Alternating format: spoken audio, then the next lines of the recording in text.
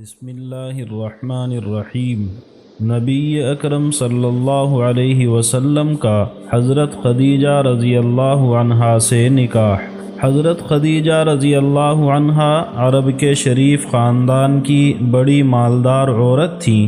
ان کی نسبی شرافت اور عفت و پاک دامنی کی وجہ سے اسلام سے پہلے اور اسلام کے بعد بھی لوگ ان کو طاہرہ کے نام سے پکارتے تھے۔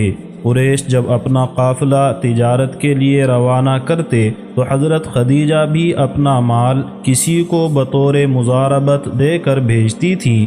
صرف حضرت خدیجہ کا سامان بسا اوقات قریش کے کل سامان کے برابر ہوتا تھا۔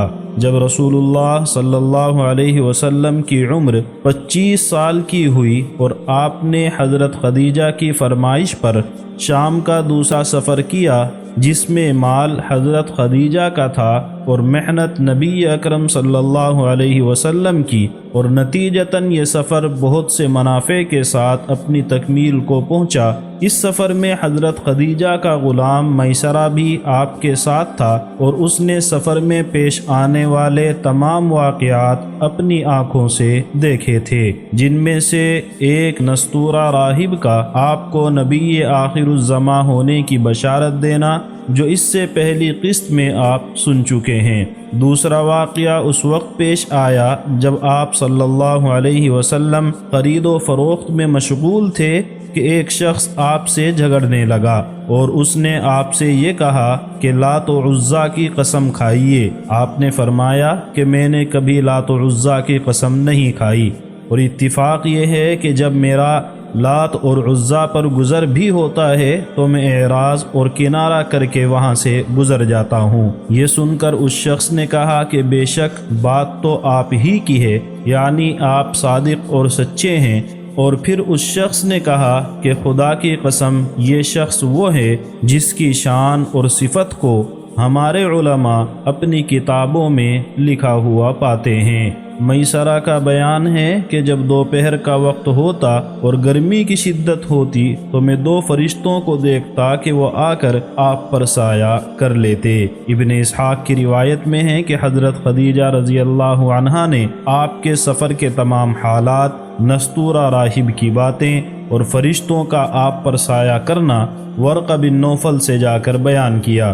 ورقہ نے چونکہ بہت سی آسمانی کتابیں پڑھی تھیں تو فوراً سمجھ گئے اور کہنے لگے کہ خدیجہ اگر یہ واقعات سچے ہیں تو پھر یقیناً محمد اس امت کے نبی ہیں، اور میں خوب جانتا ہوں کہ امت میں ایک نبی آنے والے ہیں جن کا ہم کو انتظار ہے اور ان کا زمانہ قریب آ چکا ہے۔ ان تمام حالات و واقعات کو سن کر حضرت خدیجہ رضی اللہ عنہا کے دل میں آپ سے نکاح کا شوق پیدا ہوا۔ چنانچہ شام کے سفر سے واپسی کے 2 مہینے اور 25 دن کے بعد خود حضرت خدیجہ رضی اللہ عنہا نے آپ سے نکاح کا پیغام دیا۔ بعض روایتوں میں ہے کہ نکاح کا پیغام پہنچانے والی نفیسہ نامی ایک خاتون تھی۔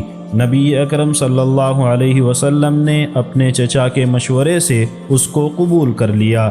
تاریخ طے ہوئی اور اس طے شدہ تاریخ پر آپ اپنے چچا ابو طالب، حضرت حمزہ اور خاندان کے دوسرے سرداروں کے ساتھ حضرت خدیجہ رضی اللہ عنہا کے یہاں تشریف لائے۔ حضرت خدیجہ رضی اللہ عنہا کے والد خویلد کا چونکہ حرب فجار سے پہلے ہی انتقال ہو چکا تھا، اس لیے خدیجہ کے چچا عمرو بن اسد اور ورقہ بن نوفل وغیرہ اور دیگر قریبی رشتہ داروں نے شرکت کی۔ ابو طالب ہی نے نکاح کا خطبہ پڑھا اور حضرت خدیجہ رضی اللہ عنہا کی طرف سے ورقہ بن نوفل نے جوابی کلمات کہے، اور قریش کی روایات کے مطابق نکاح منعقد ہوا۔ خواجہ ابو طالب نے نکاح کے وقت جو تاریخی خطبہ دیا وہ بھی پڑھنے اور سننے سے تعلق رکھتا ہے، اس لیے اس کو بیان کرنا فائدے سے خالی نہ ہوگا۔ آپ نے فرمایا تمام تعریفیں اس خدائے بزرگ و برتر کے لیے ہیں جس نے ہمیں ذریت ابراہیم اسماعیل علیہ السلام کی اولاد معد بن عدنان کی نسل اور صلب مضر سے پیدا کیا، اور ہم کو اپنے گھر یعنی کعبے کا محافظ اور اپنے حرم محترم کا نگہبان مقرر فرمایا، ہمارے لیے ایک ایسا گھر قرار دیا، خلق خدا جس کا حج کرتی ہے، اور ایسی متبرک زمین عطا کی جہاں اللہ تعالیٰ کی مخلوق امن پاتی ہے۔ اس کے علاوہ اللہ تعالیٰ نے ہم کو لوگوں پر حاکم بنایا۔ اس کے بعد یہ عرض کرنا چاہتا ہوں کہ میرا یہ بھتیجا محمد بن عبداللہ، جن کا اگر کسی شخص سے مقابلہ اور موازنہ کیا جائے تو فضل و کمال اور شرافت و دیانت میں یہ اس سے آگے ہوگا۔ یہ مال اور دولت مندی میں اگرچہ کم ہے، مگر مال تو ایک چلتی پھرتی چھاؤں ہیں اور اس مانگی ہوئی چیز کی طرح ہے جو بہرحال واپس کرنی پڑتی ہے۔ انہیں خدیجہ بنت خویلد سے نکاح میں دلچسپی ہے اور اسی طرح کی دلچسپی وہ بھی رکھتی ہیں، اور جو بھی مہر مقرر ہوگا نقد ادھار میرے ذمے ہیں۔ میں خدا کی قسم سے کہتا ہوں کہ محمد وہ شخص ہے جن کا ایک نام ہوگا اور جنہیں اعلیٰ ترین منصب نصیب ہونے والا ہے۔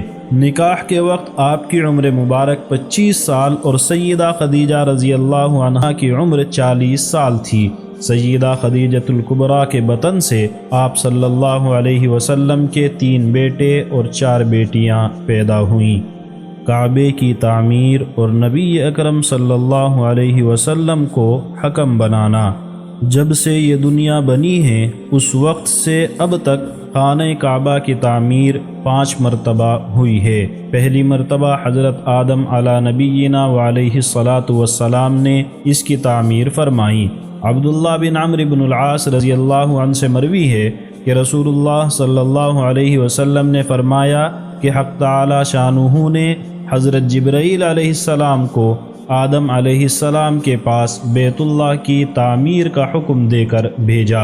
جب حضرت آدم علیہ السلام اس کی تعمیر سے فارغ ہوئے تو حکم ہوا کہ اس گھر کا طواف کرو، اور یہ ارشاد ہوا کہ تم پہلے انسان ہو اور یہ پہلا گھر ہے جو لوگوں کی عبادت کے لیے بنایا گیا ہے۔ جب نوح علیہ السلام کے زمانے میں طوفان آیا تو بیت اللہ کا نام و نشان باقی نہ رہا تھا۔ ابراہیم علیہ السلام کو بیت اللہ کی دوبارہ تعمیر کا حکم ہوا، بنیادوں کے نشان بھی باقی نہ رہے تھے۔ جبرائیل علیہ السلام نے آ کر بنیادوں کے نشان بتلائے تو حضرت ابراہیم علیہ السلام نے حضرت اسماعیل علیہ السلام کی مدد سے تعمیر شروع کی۔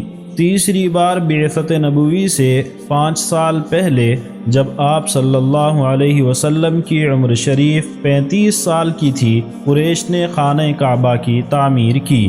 ابراہیم علیہ السلام نے جو تعمیر فرمائی تھی اس میں خانہ کعبہ پر چھت نہ تھی، دیواروں کی بلندی بھی کچھ زیادہ نہ تھی، قد آدم سے کچھ زائد 9 ہاتھ کی مقدار میں تھی۔ پھر خانہ کعبہ ایک لمبا زمانہ گزر جانے کی وجہ سے بہت بوسیدہ ہو چکا تھا اور نشیب میں ہونے کی وجہ سے بارش کا تمام پانی اندر بھر جاتا تھا، اس لیے قریش کو اس کی اثر نو تعمیر کا خیال ہوا۔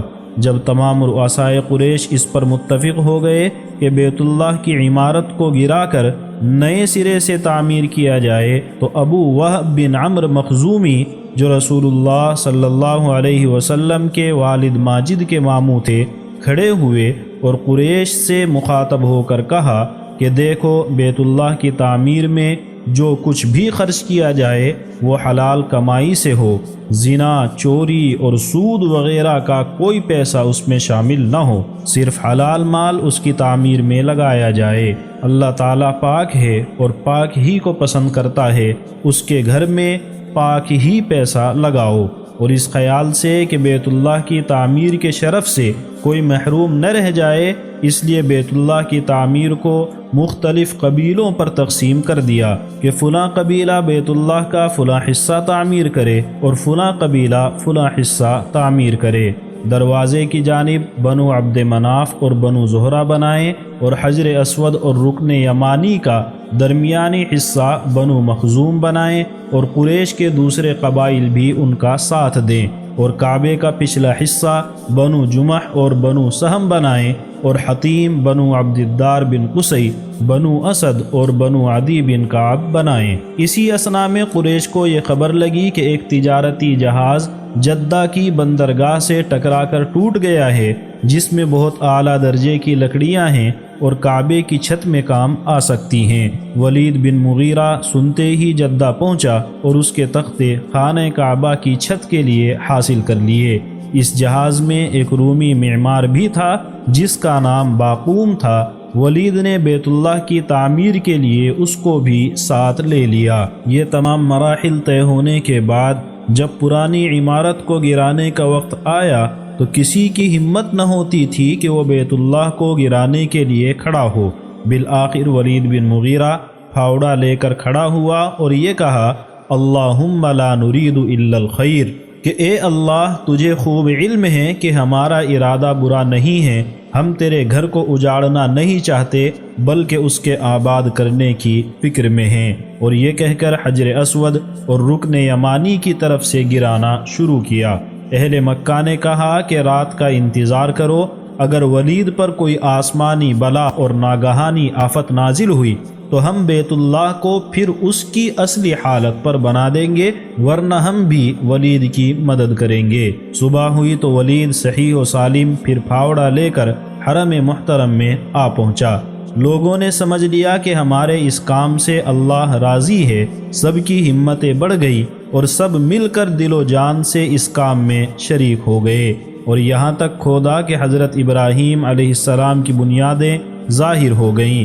ایک قریشی نے جب ابراہیم علیہ السلام کی بنیاد پر پھاوڑا چلایا تو اچانک مکے میں ایک سخت دھماکہ ہوا، جس کی وجہ سے وہ مزید کھودنے سے رک گئے اور انہی بنیادوں پر تعمیر شروع ہوئی۔ ہر قبیلے کے لیے جس حصے کی تعمیر مقرر کی گئی تھی اسی کے مطابق ہر قبیلے نے الگ الگ پتھر جمع کر کے تعمیر شروع کر دی۔ جب تعمیر مکمل ہو گئی اور حجر اسود کو اپنی جگہ پر رکھنے کا وقت آیا تو سخت اختلاف ہو گیا، تلواریں کھنچ گئی اور لوگ جنگ و جدال اور قتل و قتال پر آمادہ ہو گئے۔ جب 4-5 روز اسی طرح گزر گئے اور کوئی بات طے نہ ہوئی تو ابو امیہ بن مغیرہ مخزومی نے، جو قریش میں سب سے زیادہ معمر اور سن رسیدہ تھے، یہ رائے دی کہ جو شخص سب سے پہلے مسجد حرام کے دروازے سے داخل ہو اسی کو اپنا حکم اور فیصل بنا کر فیصلہ کرا لو۔ سب نے اس رائے کو پسند کیا اور سب کے سب نگاہیں اٹھا کر حرم کے دروازوں کی طرف دیکھنے لگے۔ دیکھتے کیا ہیں کہ سب سے پہلے حرم میں آنے والا کوئی اور نہیں بلکہ محمد عربی صلی اللہ علیہ وسلم ہیں۔ آپ کو دیکھتے ہی سب کی زبانوں سے بے ساختہ یہ الفاظ نکلے، الامین الامین، ہم ان کے فیصلے پر راضی ہیں۔ نبی کریم صلی اللہ علیہ وسلم اس مجلس میں پہنچے تو سب نے معاملے کا رخ آپ کی طرف کر دیا اور کہا کہ آپ جس کے حق میں چاہیں فیصلہ کر دیں، ہم آپ کے فیصلے پر رضامند ہیں۔ یہ ذرا سوچنے اور غور کرنے کا مقام ہے کہ جس عزت اور شرف کو ہر قبیلہ حاصل کرنا چاہتا تھا اور خون سے بھرے ہوئے پیالے میں انگلیاں ڈال کر اس زمانے کی رسم کے موافق مرنے مارنے پر بڑی گاڑھی قسمیں کھا چکے تھے، اس معاملے کو رسول اللہ صلی اللہ علیہ وسلم کے سپرد کرنے میں سب مطمئن ہیں، جو دلیل تھی اس بات کی کہ آپ کی دیانت اور منصف مزاجی پر سب ایمان لا چکے تھے۔